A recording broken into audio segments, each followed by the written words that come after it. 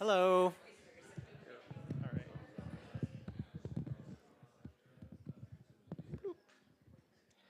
Good evening, everyone. I'm JG, lecturer here at MIT and member of our Lectures and Exhibitions Committee. Thanks to all of you for being here for tonight's lecture by our beloved member of our department, Belluschi Fellow, Deborah Garcia. I'd like to begin by thanking our other committee members for all of their hard work. Our chair, Yolande Daniels, along with Huma Gupta, Joel Corella, and Amanda Moore, and Bill McKenna. But before I introduce tonight's event, I'd like to acknowledge that the land on which we sit is unceded indigenous territory of the Wampanoag and Massachusetts peoples. And while we acknowledge indigenous peoples as the traditional stewards of the land and the enduring relationship that exists between them and their traditional territories, nothing can erase the painful history of genocide and forced occupation of their territory on this land on which we gather. Deborah Garcia is a designer, writer, and curator. She holds a Master of Architecture from Princeton University and a Bachelors of Architecture from the Southern California Institute of Architecture. She was a recipient of the Princeton University Butler Traveling Fellowship, which took her to the corporate agricultural complex of the United States Heartland, where she was a resident at ARTFarm Nebraska, and was an invited participant for the 2019 Arctic Circle expedition in the international territory of Svalbard, Norway. She was a co-curator of the drawing show at the A+D Architecture and Design Museum in 2017 and curator of One Night Stand for Art and Architecture, LA, in 2016. She is the current Belluschi Fellow at the MIT Department of Architecture, where she is currently exploring loud-speaking models, methods, and mediums in architecture. Please welcome me, or join me, in welcoming Deborah Garcia.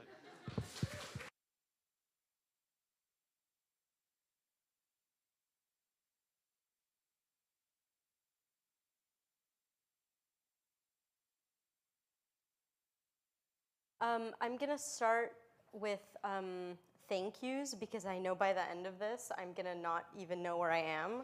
So I just wanna start with a big thank you to all of you for coming here tonight. And a big thank you to, it's a little bit cliche to say everyone, but a little bit. I came to this department alongside some of you who joined as students in 2020, which was in the middle of the pandemic, and we arrived at MIT virtually.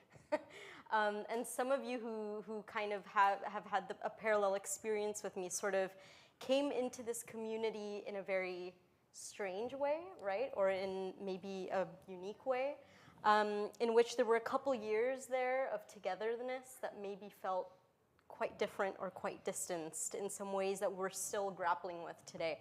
And I think that in some ways, this year, and in particular this semester, has felt a little bit like a beginning again in a really great way.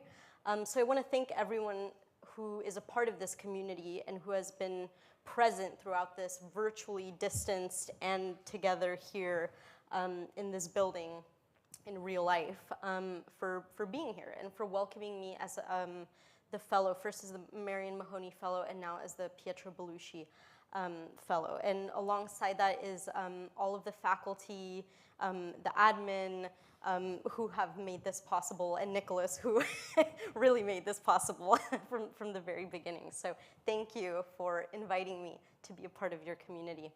And then I want to say a shout out that will become a real shout out tomorrow to the people that made what's in the Keller Gallery possible and made the big thing that's in there, moved it with me last night on my birthday eve. Was it last night? The day before, on my birthday eve. So a big shout out to Deborah, Brenda, Mara, Alicia. Am I forgetting anyone? I hope not. Ian, who has been a part of this. Everyone, Chung and his truck, who was miraculous, arrived like an angel in the night and made some really cool things possible, so thank you. All right, I'll get started. So tonight is titled Recordar.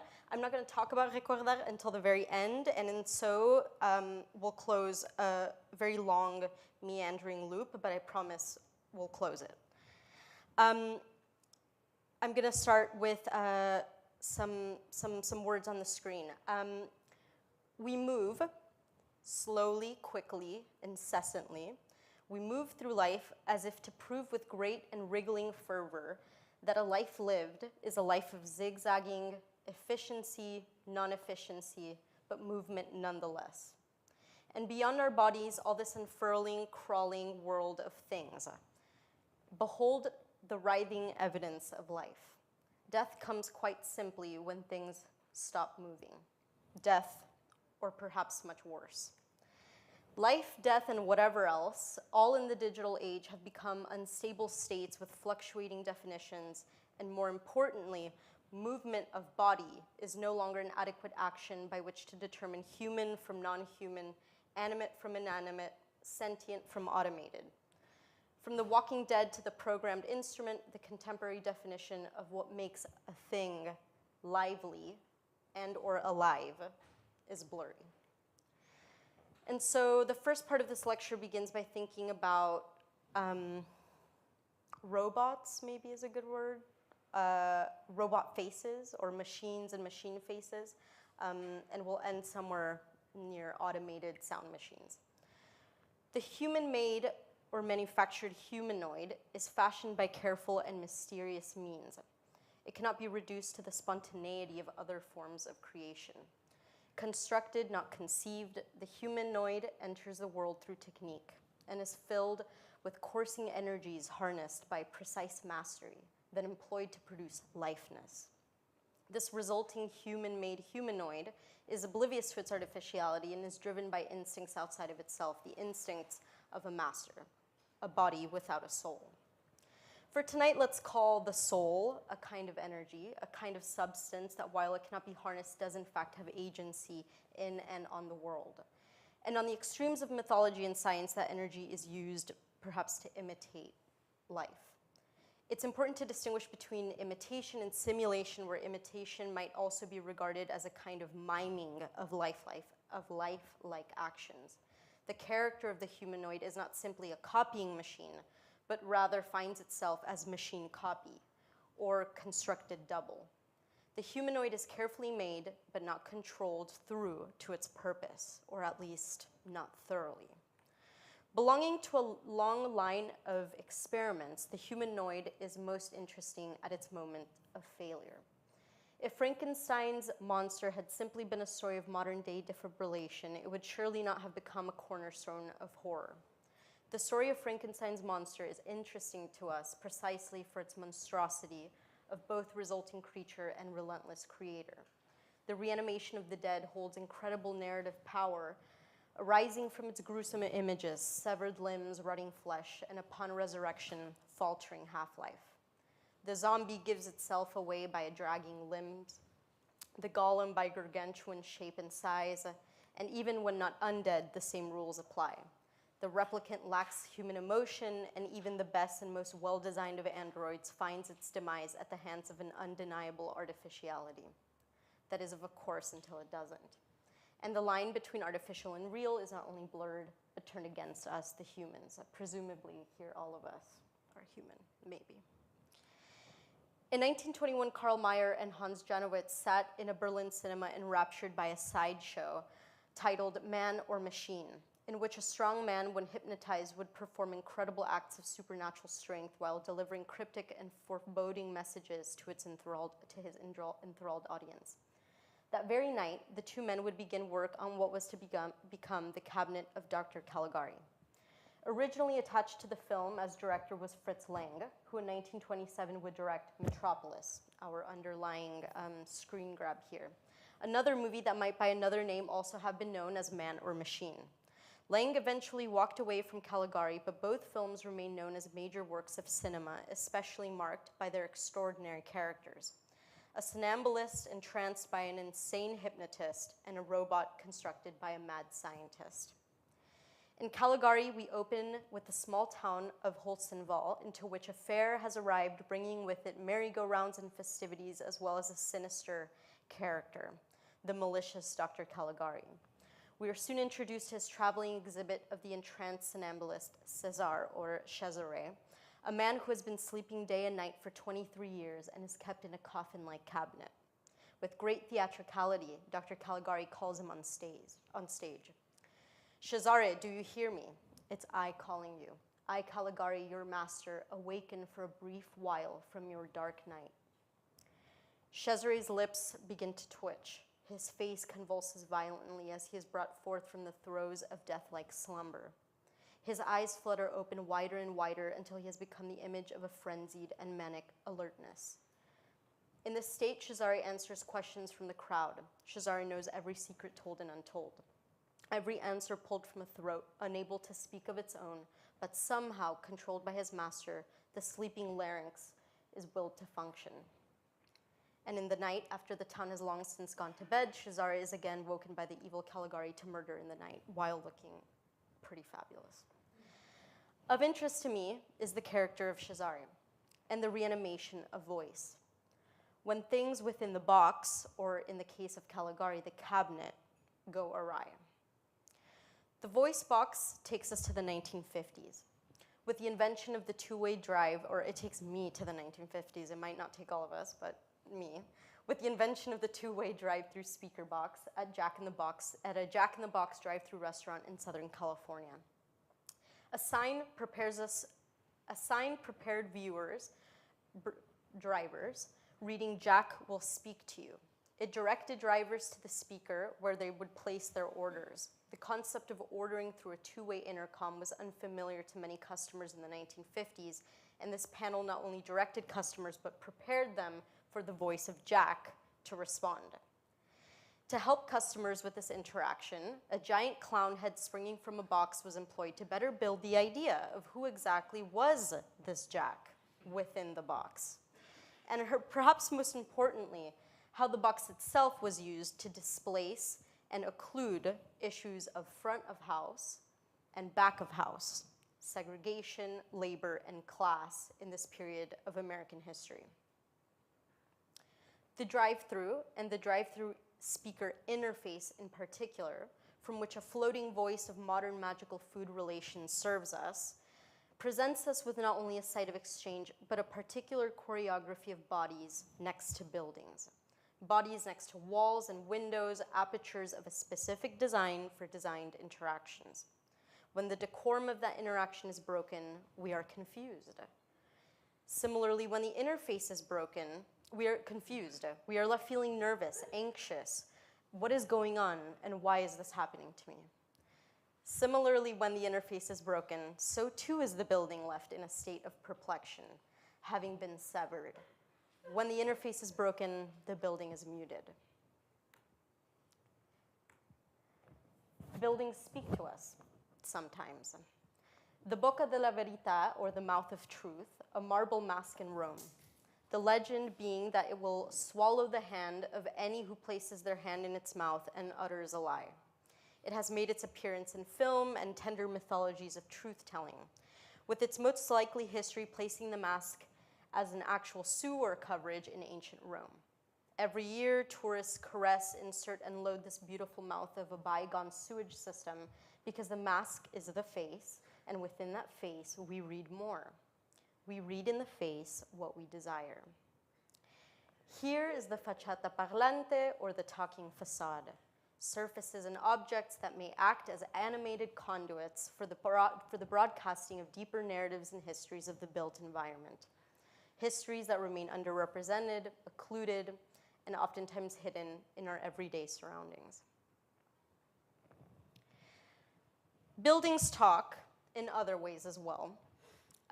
Here we see the Met Warehouse, which has been the study of the workshop this semester, Specters of Architecture Investigating Belongings at the Met Warehouse. And here in the workshop, we've been listening to this building a little bit and kind of exploring some of its hidden histories. We've explored concepts and techniques of sound recording, sound design, audio integration, and have entered what was a large storage building for a very long time, gaining firsthand of experience of both its past and its current state in this process of construction and deconstruction.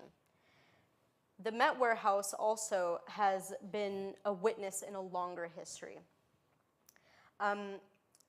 In 1969, around on Massachusetts Avenue, we see the Met Warehouse in a film extract by Ricky Leacock, a documentary called November Actions.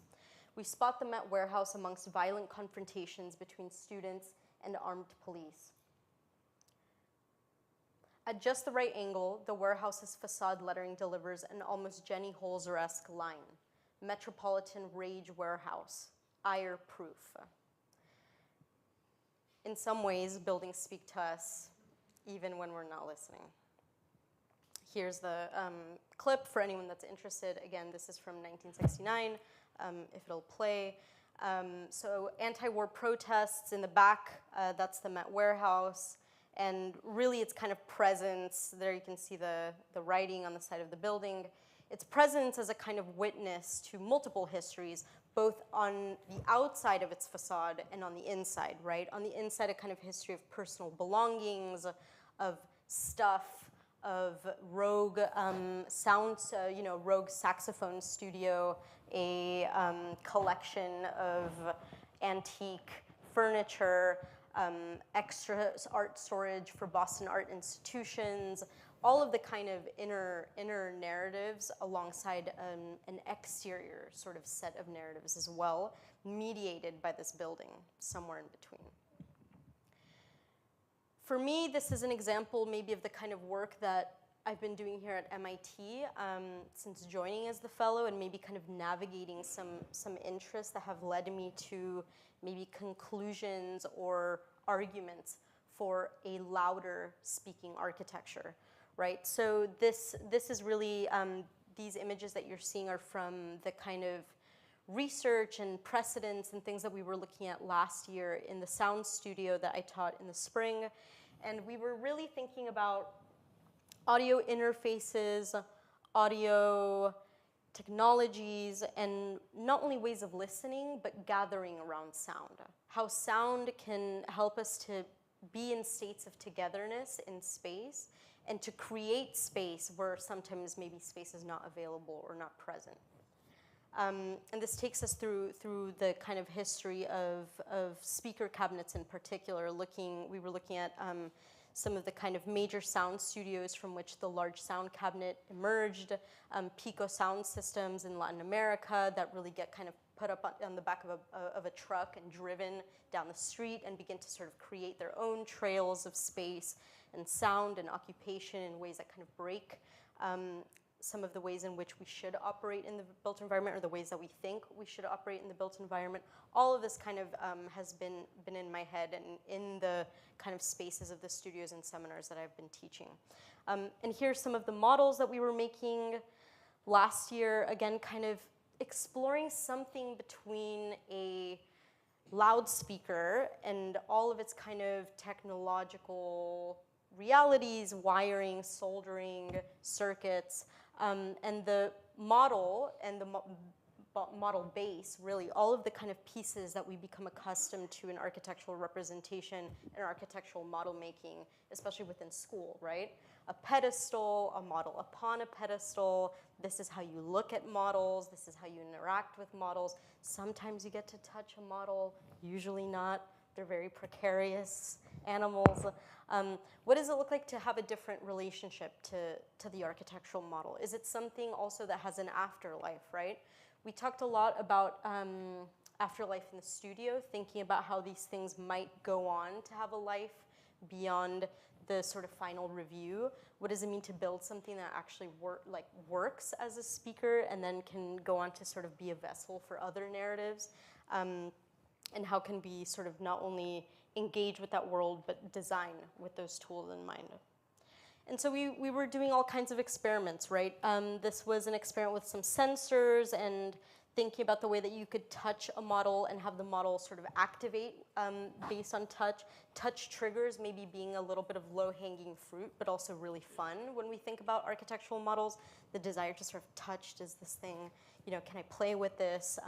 A kind of desire to be in a kind of playful activation with models was something of interest. Caroline experimenting with some amazing kind of materiality and making speakers that were really heavy but also really good at sort of channeling sound. And then how do you draw sound? Thinking about how do you draw also time or with time or in time? Thinking about an architecture that is not activated in any one particular way, because we're never sort of, let's say, kind of in a sonic state of sameness. We're constantly sort of fluctuating in every day and experiencing sound in buildings and in the world and around us and in our bodies at different frequencies, different volumes, different levels, all day. And so in some ways, how do we draw that became a very real question. All of that, I would say the kind of Met Warehouse maybe is a little bit closer to some of the newer work. The sound studio being a kind of basis of how does that come into some pedagogy or spaces of how do we wrap audio or thinking about audio into things like model making. Out of all of that, in the middle of that is my own kind of trajectory towards a project that maybe does some of those things, right? So Recordar is what I've been working on for the last couple of years, and I'll talk a little bit more about the project itself. But for me, there's a very interesting sort of presence of sound objects, sound cabinets, sound systems, and really not only their like objecthood or their sort of presence as an object, but really their presence that goes beyond object. The kind of vibrational and sonic boundary having nothing to do with where the object begins or ends, right? And by that very nature of it being a kind of dual perimeter object, or having one perimeter that's sort of physical and another that can expand and break and deny and ignore other material boundaries, makes it an incredible tool for protest, for amplification, for celebration, makes it a tool, a broadcasting tool, really. And so this is from some of the pro-choice rallies that happen in Boston Commons, and the presence of these technologies in, I would say, argue almost every kind of major sort of communal, large crowd crowd-oriented space, makes it maybe something that we should think about when we think about bodies coming together to occupy together, right? And for me, I think the power of the sound system, not only as a tool, but in thinking about how it might invite us into its space, becomes really important. That maybe being closely tied to the speaker cabinet, or we can call this the cabinet or the speaker box, also being a place in which our bodies come to play, or a relationship with the body comes into play. And I think in a lot of ways when we think about these objects, we might think about them more maybe in the sort of like, I don't know, maybe mainstream relationships to music, or whatever your relationship is to music. To me, to my mind, immediately come things like concerts, or sort of places in which there is also a frontality or a kind of decorum in which we operate around speakers. Gathering close to the thing, but maybe not on the thing, right? How do we sort of work with the space that we are given around these objects? And so I think that in some ways occupying some of these volumes not only becomes a way to interact with sound or with the broadcasting tool, but to also take from it a kind of agency in activating this relationship with the body. And all of the kind of, let's say, spaces and kind of cultural power that have been associated with these technologies for me all my life. I'm from Los Angeles, born and raised, and for me, the kind of loudspeaker system was always present. I would say, like, especially, you know, through high school, and for our family, there was not a quinceañera or a baby shower or a wedding in which one of these did not painstakingly get shoved through an alley into a backyard, and then the neighborhood shook until, you know, whatever, 2, 3 a.m. until the morning. And the sound system being really something that was a ritual of initiation for the party. Like, there is no party without a sound system, right? And so for me, I think that in a lot of ways, the presence of this technology and its physical presence and its occupation of spaces has always been something that I think has been a part of my culture, but also connection to maybe milestone events, or the ways, you know, events when family and friends and community come together. And somewhere is this object, not only broadcasting the kind of sound that brings people together, but also in some ways kind of witnessing that togetherness. And you know, I think one of the, if we're somewhere between the sound system that, you know, gets put onto the back of a truck and then brought into a space and has really kind of intense, solid, a kind of robustness to it, a volumetric robustness, is the sound system that is maybe the opposite of that. It's made for speed, it's made for movement, it's made for motion, right? This is another ethos of sound systems. And the lowrider also being a kind of, you know, LA staple, and really a kind of character that's always fleeting and in transit. And for me, these sound systems do a little bit more. These sound systems are specifically about kind of leaking into other spaces, regardless of whether you invite that or not into your life, right? So you will feel this sound system before you ever see it. And once you've rounded once you've looked out the window, it's rounded the corner and it's gone. There's a kind of, you know, do you ever actually get to see it is maybe one of the best sort of powers, I think, of this sound system in the form of a car. And so if I were to kind of think about what you'll see in the gallery, and this is where maybe I transition a little bit into what you'll see tomorrow, for me, the Recordar Sound Tower is a hybrid of these two things. If we were to bring the sound system kind of tower and bring the sound system of the lowrider and all its vibrational sort of, let's say, capabilities of rattling and kind of, let's say, you know, it feels like something a glass might shatter, a thing might break, the windows might crack if it's a little too loud. That kind of instability being tied into the same object, somewhere in between these two things, is a hybrid, and that is what you'll see in the gallery. And really, performance here being about like showing out, right? Being loud, like being maybe too loud, and being a little, in some ways, kind of engaging in a way that feels like the thing is maybe breaking or failing in some ways, and yet is always in control of itself. One of the things I want to talk about in particular, maybe this is where we start to weave some threads, and I think tonight I'm like actively weaving in front of you. Like, these are all thoughts that have been in my head for a while, and I'm trying to braid some of these things together. The frontality of the lowrider, for me in particular, is really powerful. When you're interacting with these cars, especially in kind of sort of lowrider circles, where you would be kind of driving and sort of performing in a circle format, you never really are approaching the car like frontally, right? Unless you're inside of the circle, or if you're looking at these cars where they're on display. And cars in particular, I think, have a kind of characterness to them that make them really easy to animate in our minds. And I think I was, you know, when talking a little bit before about filling the mask, filling the face with intention and in some ways lending empathy to the faciality of an object. Cars are especially good at this, right?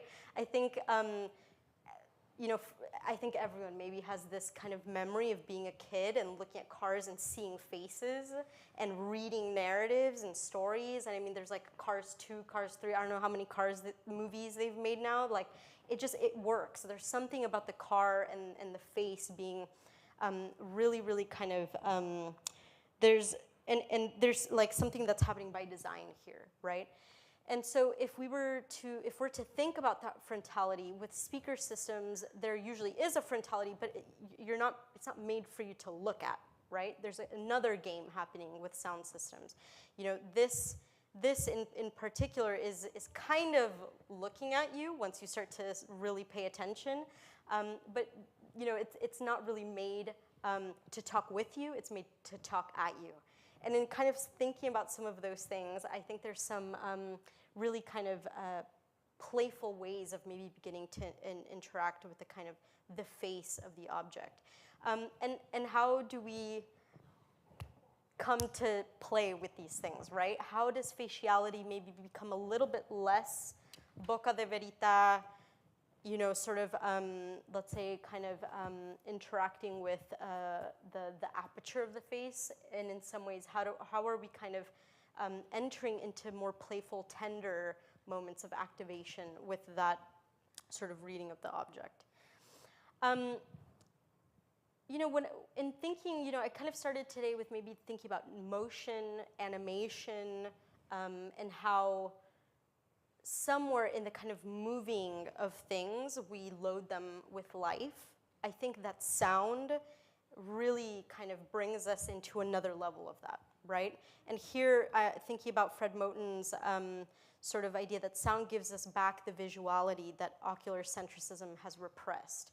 And I want to think a little bit about how we can maybe take some of the ways in which we load life into objects through their kind of facade, right? The way that they serve face to us, and think about the way that sound can do that, right? Sound in some ways can load life into things and really like animate them, right? And maybe in some ways both literally and figuratively.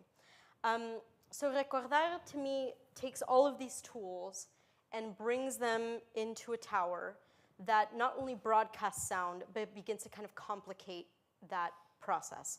Recordar is a sound tower that listens as well as speaks. Tomorrow you'll see it has both recording and broadcasting capabilities embedded within it. And to me, this begins to also tie back when we think about the Met Warehouse as a witness for life on Mass Ave, right? The building as a kind of witness. Recordar is a witness, right? And here I totally have stolen this idea from the Uruguayan writer Eduardo Galeano, who writes, recordar, to remember, from the Latin records, to pass through the heart. And I want to think about the kind of double meaning of that word, recordar, which in some ways is loaded with the word to record, right? You're about to record, about to engage in an action that has yet to happen. It's forward-looking, right? It's intended to happen in the future. And then recordar in Spanish, which puts us in a place of remembering, of memory, of the past, reaching for the past. How can we sort of oscillate or be exactly in between these two things, between past and future, and maybe kind of stuck between them a little bit and get to inhabit that sort of, not necessarily glitch, but in some ways the kind of, how do we get to inhabit the loop? Recordar originated in 2021 with the idea of a sound system not yet tied to a tower, not yet tied to a kind of physical thing, but more as a deployable sound system. And my first question was, how can I activate the table? And the table is an object of not only togetherness, but of memory making, of decision, deliberation, a place of planning. The table is really a kind of vessel for all of these things, but that really changes depending on the condition. What if the table were able to contain all of the memories of those things? What if we could treat the table as an archive and then actively kind of remix with its happenings? So the sort of first, maybe one of the kind of claims or thoughts that I had in my mind was, okay, what if we deployed a sound system at a dinner table and you could turn it on and off throughout the night and make decisions communally about what was listened to and what wasn't, right? And then we're able to kind of broadcast a sort of edited, but a communally edited version of the event that happened at the table. You know, that kind of developed over the sort of next phase of the project and began to kind of grow and grow significantly. Then, you know, in that space, I began to think about the table much more as a super communal table, an object that really begins to kind of grow and grows to the scale of a public, you know, and grows to the scale of a public. And what does it mean to have these large towers instead of chairs that almost feel like thrones that can sit a couple people, and that when they come together, they begin to form a sort of black box theater made up of speakers, right? And so we did some tests with a model, and if it plays, we'll see this model, but that Ian, who's here, and Cristobal Garcia Belmont, who I don't know if he's here, has been the kind of sound designer behind this project. But here's a model that begins to kind of take some of these ideas of looping, and you'll see the sort of thrones in action. When they come together near each other, they begin to loop at a faster and faster rate. And now I'll put it back. Okay.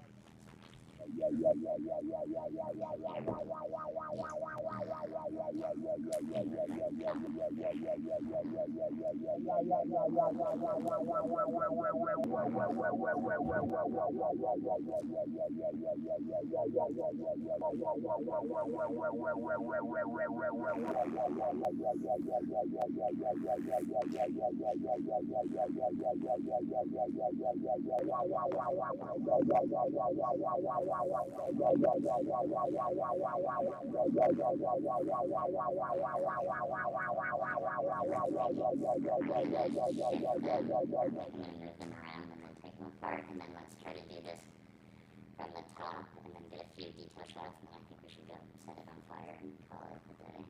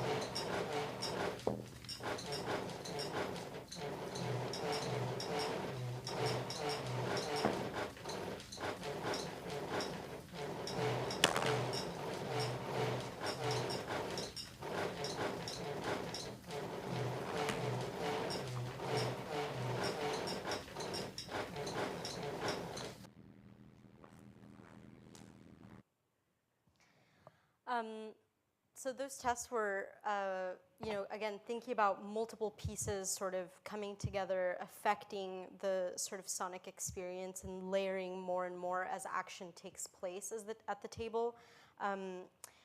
After the kind of, you know, maybe thinking about multiple pieces, I really began to sort of hone in on the throne, or, you know, what I've been calling more a kind of speaker throne. What is this oversized chair, this speaker cabinet or speaker sound system that we sit on and sort of inhabit?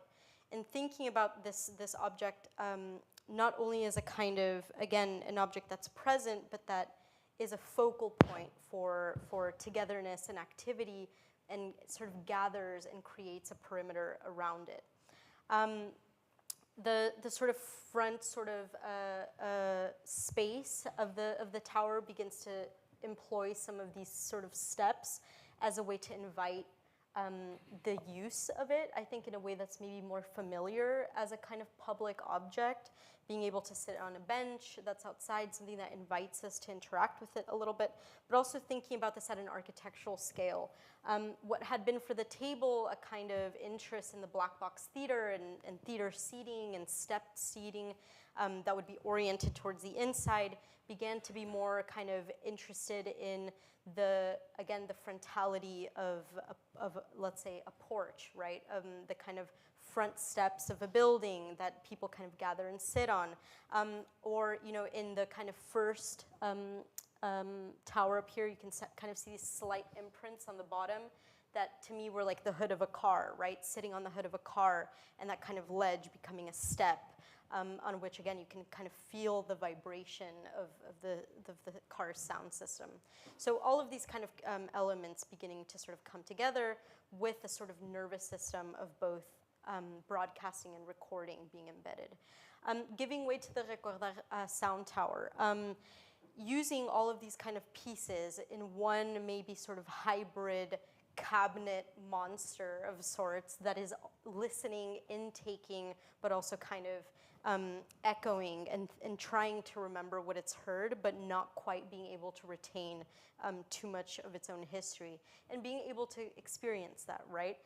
Being able to sort of hear the vibrations of the sound tower as it begins to collect and to think or remember, and then that memory dissipating and the vibrations sort of leaving as the memory sort of moves away. I think for me, I've also been thinking about what it looks like to inhabit a wavelength. Like, what does it look like to inhabit something or to program through wavelength, right?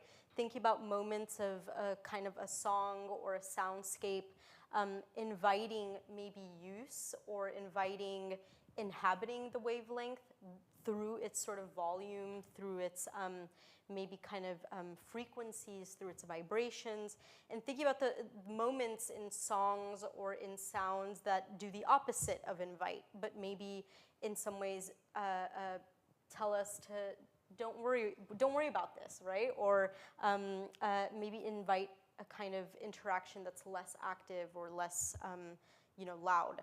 And sort of these moments kind of expanding and contracting. For me, really, what's in the Keller Gallery right now, the Recordar sound system, is a room within a room. When it becomes activated, it's able to create a space of its own. And us as an audience maybe get to inhabit some of those moments, and others are sometimes, not for us or deny our sort of knowing of what they are and who they're for. Ultimately, I'll leave with this idea of the sound tower being in kind of engaging with the desire that the idea that listening is important, that we might not always know how to listen or even know that we're listening in particular, but that hearing is involuntary, listening is a decision. We make a decision to listen. And that this tower does a little bit, or invites us to do a little bit of both. I'll end with this. I don't want to give too much away. I'm maybe like being a little mysterious right now. But yeah, we did that. We finished making the tower. We looked across the street. We said, there's some like really intense Edward Hopper lighting going on at the gas station. I think the tower needs to kind of hang out for a little bit. And we tested the system. We tested how quickly this tower can come apart and fit in the back of a truck. I think the verdict is like 10 minutes, under 10 minutes, 6 minutes, six-ish, right? This tower comes apart and comes together very quickly, right? The idea of a deployable, large-scale public thing being able to kind of move and sort of live in a space and move on being a very kind of interest in this project.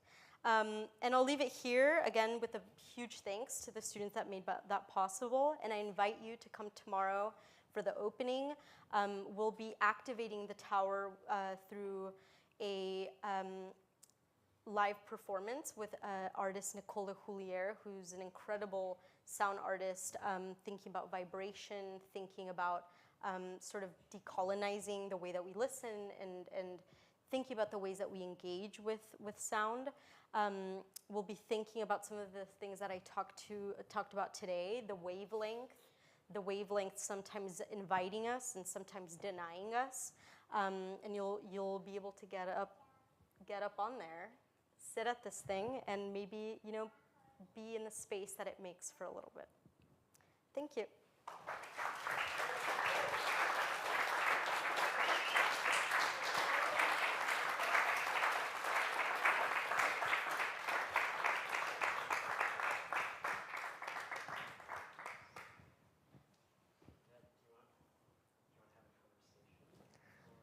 Yeah, I think I would invite you, and then we have some students as well who are ready to open up some conversation. I think all throughout your... Thank you, Susan. I think all throughout your lecture, which was beautiful, I was struck by a reference to Bertrand Russell, who I consider like the greatest historian of philosophy, which is, he makes the observation that Western thought and philosophy are characterized fundamentally by a kind of dichotomy. And I feel in every single piece of what you're doing here, the way that you talk about your work, a resistance to dichotomy. There is the opposite of that sort of approach, which I think is to be about dual legibilities, right? About layering, about these valencies that you're layering one upon each other. And I find that really beautiful, and it seems continuous with the personal narrative, which has sort of like given this like deep meaning and, let's say, level of experience to sort of the design pursuit, which is beautiful. But as a result of that, sort of this resistance to dichotomy, I feel like is expressed in all of these quite lovely intersecting ways. In sort of, let's say, the social dimensions, the physical dimensions, the individual versus the collective, throughout every single set of slides, I felt like there is this sort of like let's say the marking of a dichotomy and then an active decision to destroy it, to superimpose rather than to choose. And so I think that's quite beautiful, you know, like, and you can see it even in the way that the sound is operating, the way that you describe it operating urbanistically. So on an urbanistic level, you know, like there are New York Times articles right now talking about how silence is the sound of gentrification, right? And so this idea of these dual layers as like superseding that as something that can sort of contravene it in a way.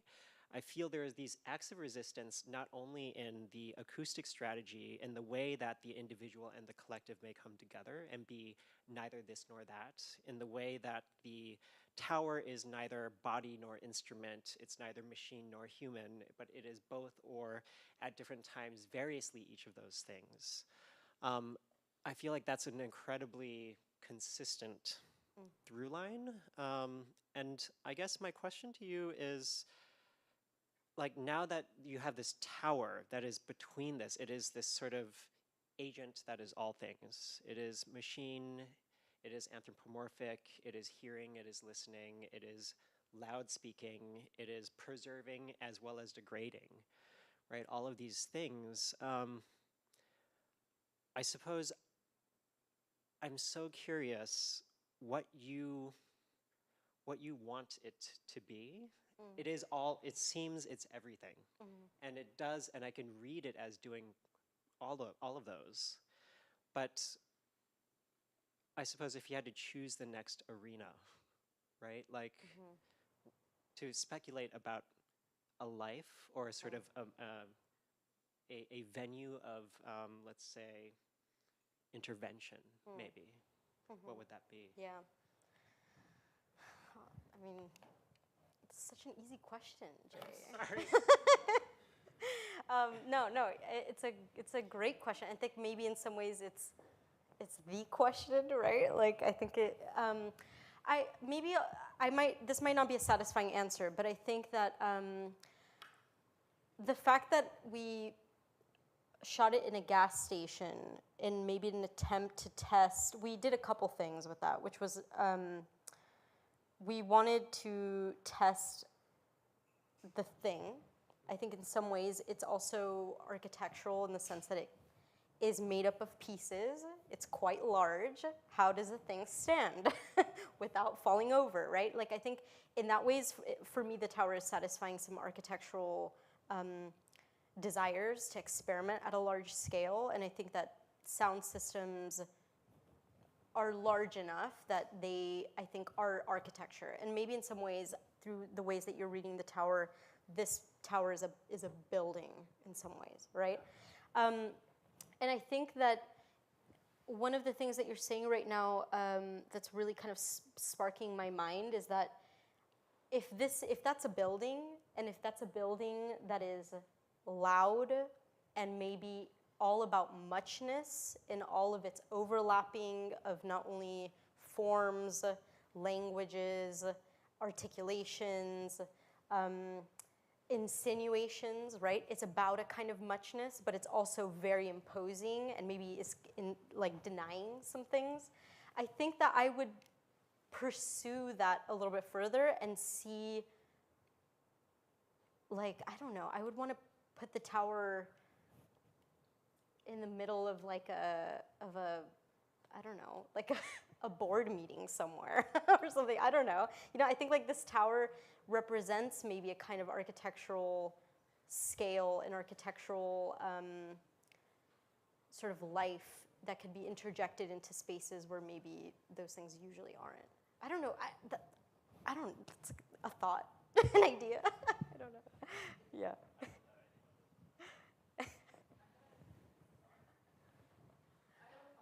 Sort of similar to what Jay was asking, thinking about the studio that you led, where you sort of like encouraged students to give their models a sense of touch, and then in the first edition of the sort of large table where the thrones themselves had a sort of like kinetic sense or spatial sense that like caused this sort of like group reverberation, and thinking about like the anthropomorphism created in those moments is like quite intimate, or like the interaction is between a hand and a model, or like a tower and a tower, or like a small group of towers or an individual sitting. And I think I was curious about how you're thinking about navigating both like scaling that intimacy and like the vibrational aspect of that like intimate interaction. How does that scale up? And also like move outwards from like an individual feeling something to like a larger group feeling something, just because like speakers have sweet spots, and like there's an like a individualism to like how you can position yourself in front of them, and how you can also interact with some of the things you've shown us today. So I'm just wondering how you would think about scaling both like physically, like next steps in terms of like architectural scale, but also in terms of like individual to group size. Yeah. It's a really beautiful question, because I think what you're pointing out is the fact that we hear individually, even in groups, right? And I think when we're listening to anything together, be it this lecture, be it, everyone will walk away with their own experience of that and their own like lived and understood and digested narrative. And I think that in some ways, I think what's really interesting about the vibrational aspect is that it begins to sort of engage with our bodies in a way that we can't control, or in a way that will act upon us at a molecular level that I think is really amazing. But also, I talked a little bit about glitch, not too much tonight, but one of the things that makes glitch really exciting, or moments that it seems like something's failing, something's getting too loud, something's getting a little harsh on the ear, something's getting a little too... Our bodies sometimes read those things before we do. And there's, you know, like you can understand when some of those things ripple through an audience or a crowd, I think in a way that is really super interesting. And I think in this tower, we'll explore a little bit of that. But I think silence also brings us together very quickly, right? I think silence in the middle of sound does something to us together that I think tomorrow maybe we'll experience a little bit of that and can maybe test some of these ideas of how do we create spaces of experience that in which we can occupy those spaces and be in those spaces together amongst a larger kind of a larger sort of setting, or a larger sort of boundary, or you know. So I think yeah, you're spot on, and I think some of those things will be really interesting to see and to test tomorrow and feel them out. Yeah. Anyone else has another question, we can bring you a microphone.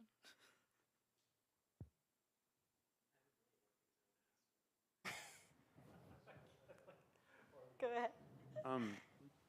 I'm interested to know, I think like at the beginning there sort of was a moment where you started to get into the kind of way in which a speaker produces a kind of alienated voice, and there's a kind of like other involved in that voice being created, even if that voice was created within a room.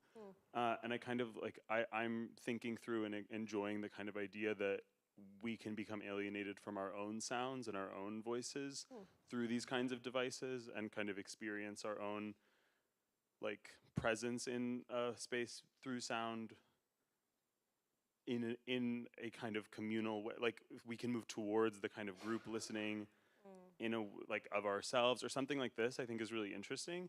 And I guess I'm just curious if you like how the idea of like an other, or like this sort of distancing of your own sound or something comes up, especially because so much of how you describe these is about like a kind of dinner party, just because playing out those scenes, that's what I kind of imagine is like, I hate hearing my own voice. Yeah. And so we have to like listen back and edit our dinner party, and I'd be like, I'm going to the bathroom, you know? I too hate the sound of my own voice, which makes you know, making a recording project quite weird. I think that yeah, 100%. I think I too am enjoying this idea that you're kind of thinking about right now. I think that, you know, one of the really interesting things about like microphones or recording and broadcasting and like amplification in particular, that that I think becomes really interesting is the distancing, right? I think what you're talking about is like an ability to distance, and to also kind of be close enough to be in the vicinity of oneself in another form for a little bit, right? It's almost like a kind of transfiguration that occurs. I mean, I'm gonna go to like the dumbest example maybe from the presentation, which is like the drive-through speaker box. And I think that disembodying bodies is at once, I think, to your comment, can be really strange. It can be really beautiful, but it can also be, it's utilized in very specific ways, right? So the kind of speaker box distancing the kind of labor at the window of a restaurant becomes a kind of tool for occlusion and for very specific kind of politics within the space of fast food chains, and who serves, who gets served, who is, you know, let's disembody someone and attribute them to another named Jack, right? Like all of these things.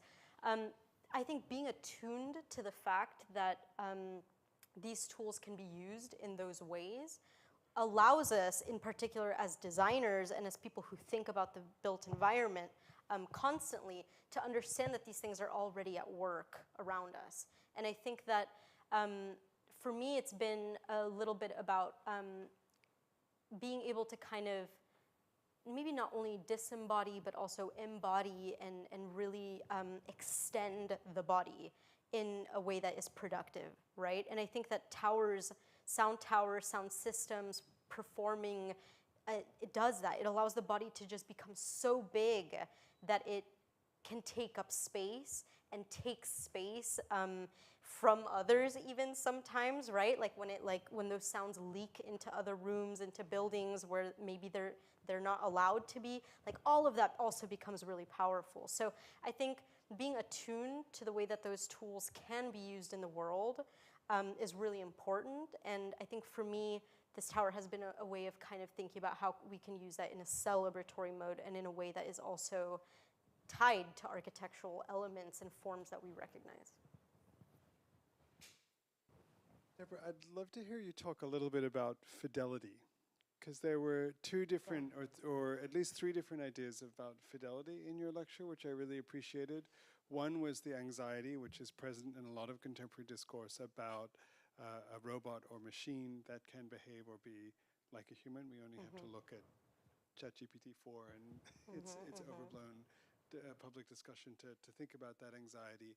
And then, you know, that at least 20 or 30 years before Metropolis or Caligari, you had the painting of his master's voice, of this, like the dog looking into the gramophone, of this confusion about like where is the body, where is the real, and so sound and its fidelity actually predates a lot of other like anxieties about its fidelity. Actually, you know, predates a lot of other technological discourses about imitation and effective simulation. And then, but what I really, really loved about where you got to with both the discussion of the urban role of sound in LA, which is fabulous, and then the discussion of the object itself, is a lack of fidelity. You know, the quintessential like middle class way to stress out about sound speakers is like in an isolated room with no, you know, with like perfectly, it's like in this notion of trying to get somehow to the real, whereas, you know, abundantly and beautifully in the kinds of things you show, there's like a total lack of pretense at simulating the experience of something that's being reproduced by the speaker, and the speaker is somehow able to enter into its own. And similarly, there's a kind of really, I'm just trying to figure out how to talk about the shape of the thing that you made, but one of the things it has is both a sort of fidelity, some notional fidelity to the idea of a chair, but then like a total lack of fidelity to it, and a kind of embrace of other ways of being. And so it's a long prelude, but I'm just super interested in that thread throughout everything you showed us, and I'd be really interested to hear you speculate on it. Yeah, that's really interesting. I mean, I have to say, like, I've been thinking a lot about sound and diving into these things, but I'm also like not a sound artist, don't come from a sound background. And yeah, a lot of the things that I showed are like my relationship and experience with sound, and not so much coming from a space of, you know, like sound like experts or things like this. Very quickly in the world of sound, what I encountered was the gym bros of fidelity of the sound world. It is intense out there, right? And it's a very particular kind of like gatekeeping about how these things are made. One of the most intense, I think the freaking Pentagon should hire the people that make some of these things, because they are tight-lipped about the way that they make things. They have very specific ideas about how they should be made, and especially with like high-fidelity sound systems, I mean, it's a whole kind of persona.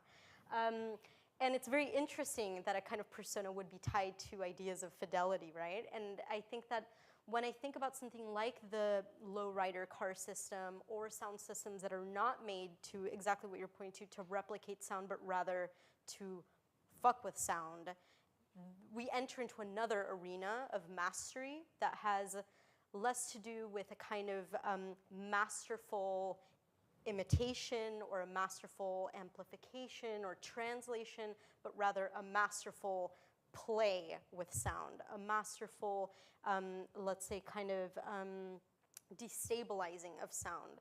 And I mean, that has its own personas as well, just as, you know, maybe just as much. But, you know, I think that to think about that in an architectural way, I think that I have talked a little bit about the shape of it, but have shied away as well.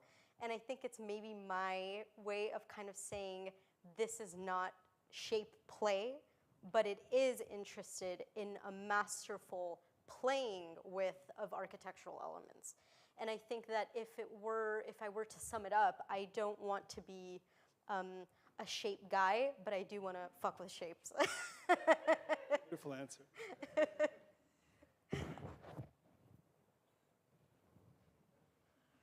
I have a question.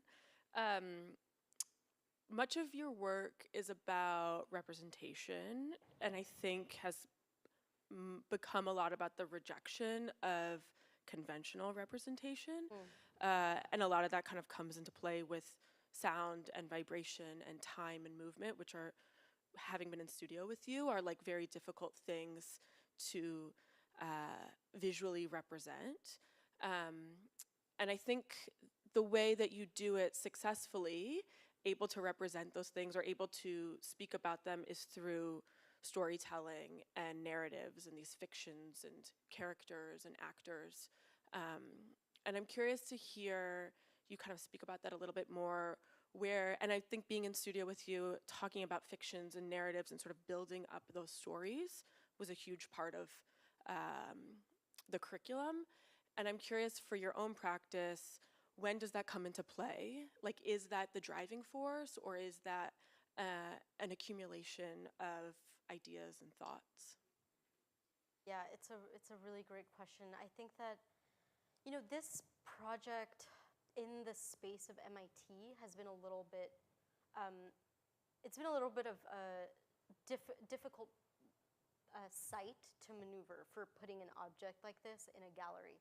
It's an object very much not made to live or maybe like breathe very loudly in the space of, you know, in a gallery space, really, and then within an institution. So the narrative there maybe has been one of grappling, and I think that it's an unanswered, or it's a narrative in the making.